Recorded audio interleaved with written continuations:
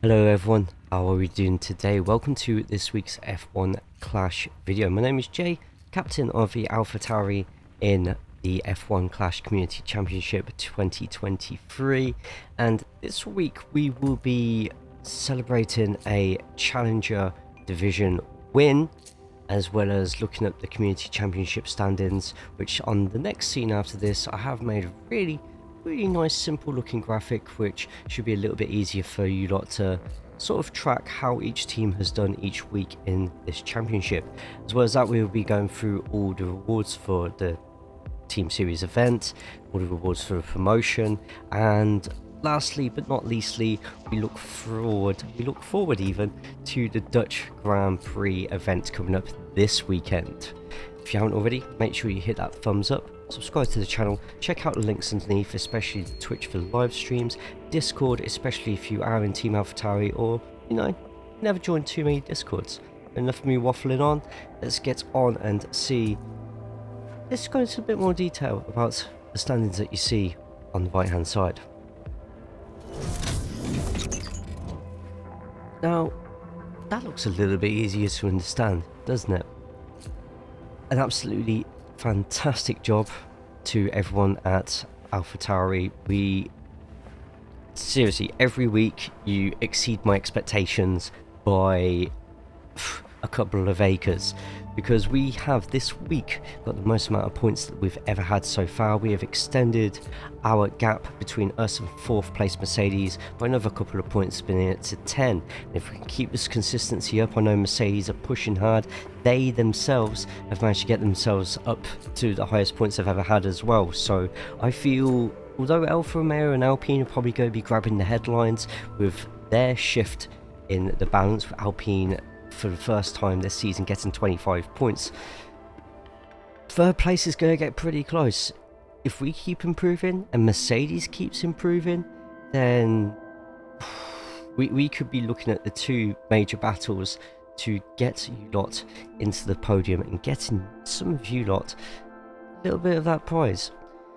Now, I don't know if it has been because of these videos, but all I can say is thank you to everyone in Alpha Tauri so far for absolutely going above and beyond, getting those scores, and let's keep it going. We are only on week 5. Anything can happen in this other half of the Community Championship.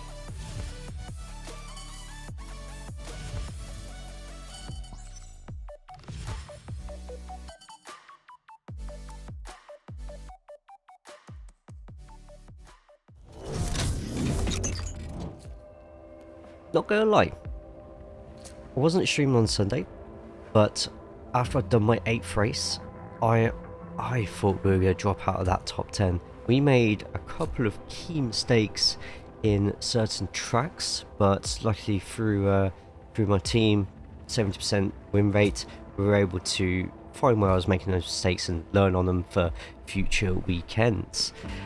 But to hang on to get that first place, absolutely ecstatic about it. Those who are in the Challenger, who are looking to get that top spot, you're sort of curious as to what rewards you could get. Hopefully that couple of minutes just there gives you a really nice preview of what is hopefully to come in your favour. Now next week is when the challenge truly starts. We jump into Contender, Series 1 to 9. Expect me to get the kitchen sink thrown at me. I am not looking forward to this. It's going to be a bit of a learning curve, I feel, for myself. Also at the slight disadvantage in that I'm not actually in the office this weekend, so there won't be any Twitch streams of F1 Clash, just due to me being in London, at Wembley specifically, to watch AEW's All In. Should be a hell of a show. If you're a fan of that, comment underneath. But I will be trying to get all my qualifying, all my opening rounds, all my final rounds, if we make it that far, all recorded for next week's video. Speaking of what it's going to be for this weekend, it is the Dutch Grand Prix, August the 23rd to the 27th, with a stat boost for Magnussen, the Zeno front wing, and also the Spectrum gearbox as well, all with a 10% boost. It's going to be good. We've finally got racing back on the TV as well. So let me know in the comments underneath what sort of tactics you are going to have out for the following races. So for the qualifying rounds, we have Zandvoort, obviously, Baku, Sakir, and Zandvoort again for the last one. Last one, though, is going to be 66% chance of rain. Everything else, apart from a very hot Sakir, if you get, that's a massive, whoa, hang on, 12 degrees to 29, 14 degrees to 34. That's a big jump in temperatures. So for those who are a bit weaker on your tyre management, you might want to double check some of those before you jump straight in and give yourself some softs. However, for the opening round, and I've double checked, it is exactly the same for the final.